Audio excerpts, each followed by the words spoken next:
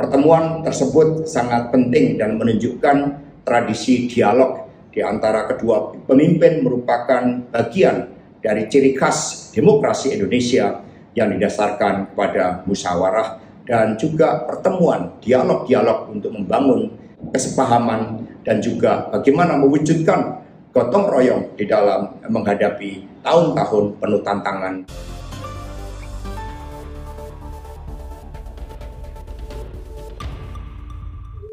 Pertemuan Presiden Jokowi dan Megawati melahirkan banyak tafsir. Secara normatif, acara itu membicarakan agenda kebangsaan. Tapi itu kan istilah politik. Pertemuan tersebut jelas sedang membicarakan hal-hal pokok tentang pemilu tahun 2024 nanti. Yang paling krusial tentu saja soal Pilpres. PDIP sampai saat ini masih menutup rapat nama capresnya. Tetapi jika mencermati kode-kode Jokowi, sebenarnya gampang terbaca.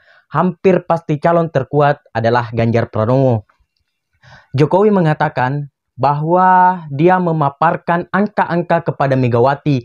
Maksudnya secara internal, Jokowi menunjukkan elektabilitas Ganjar yang tidak tersaingi. Angka tidak bohong. Jika ingin mengulang kemenangan, maka pilihan logisnya ialah Ganjar, bukan yang lain. Karena angka itu telah menjelaskan, Ganjar belum melakukan apa-apa saja, elektabilitasnya sudah tinggi. Bisa dibayangkan jika PDIP sudah mencalonkan dirinya, pasti akan ada loncakan yang sangat signifikan. Apalagi jika nanti tim politik sudah bekerja secara penuh, Ganjar hampir tidak bisa dikejar.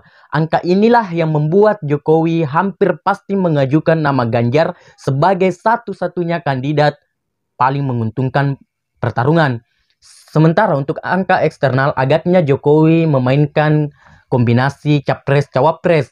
Jadi dalam simulasi pasangan capres diketahui Ganjar selalu unggul dipasangkan dengan siapapun.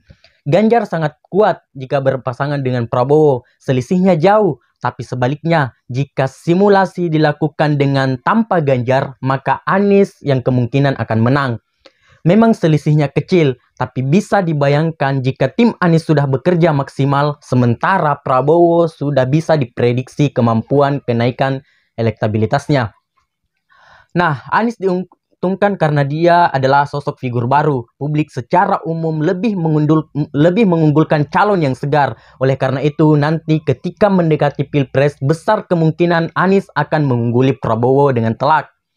Angka-angka itu tidak berbohong.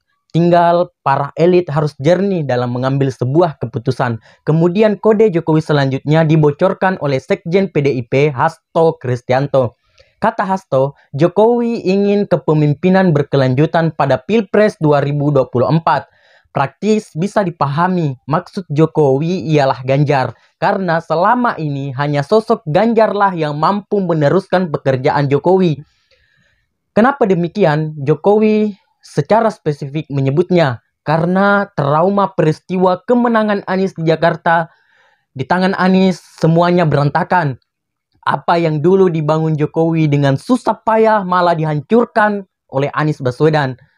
Banjir makin menggila, kemacetan semakin parah, sementara kemiskinan malah naik di zaman Anies Baswedan. Dengan APBD seukuran gajah itu, Anies sibuk dengan program seukuran semut. Dana APBD itu dihambur-hamburkan dengan proyek yang tidak jelas. Jakarta semakin mundur di tangan Anies. Trauma inilah yang menghantui Jokowi. Bisa jadi ibu kota negara bakal mangkrak kalau Anies yang jadi presiden. Wong ngeruk kali saja dia harus dipaksa oleh pengadilan.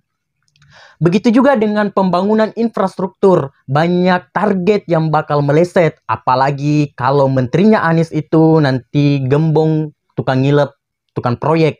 Akan muncul hambalan versi peninggalan Joko Widodo. Belum lagi soal keberanian dalam melawan hegemoni dunia barat. Jokowi tidak peduli digugat Eropa soal sawit dan nikel. Semua itu dilakukan demi kesejahteraan bangsa Indonesia. Jika presiden terpilih adalah antitesis Jokowi, bisa jadi hasil tambang akan kembali dijual murah dan Indonesia akan menjadi kacung dunia barat. Inilah kenapa Jokowi ngotot presiden sesudah dirinya haruslah sosok yang tegas dan bisa bekerja. Harus orang yang paham derita wong cilik, yang tahu kondisi lapangan orang dalam versi Jokowi ya hanyalah Ganjar Pranowo. Tapi kalau penerusnya juragan omongan yang pandai bermain kata dan bermain politik identitas Indonesia berada dalam bahaya. Nah, untuk pemilu tahun 2024 tinggal kita sendiri siapa yang akan dipilih. Apakah sosok yang kita unggulkan selama ini ataukah sosok yang selama ini telah memainkan politik identitas di negeri ini. Wallahul muwaffiq ila aqwamit thoriq. Wassalamualaikum warahmatullahi wabarakatuh.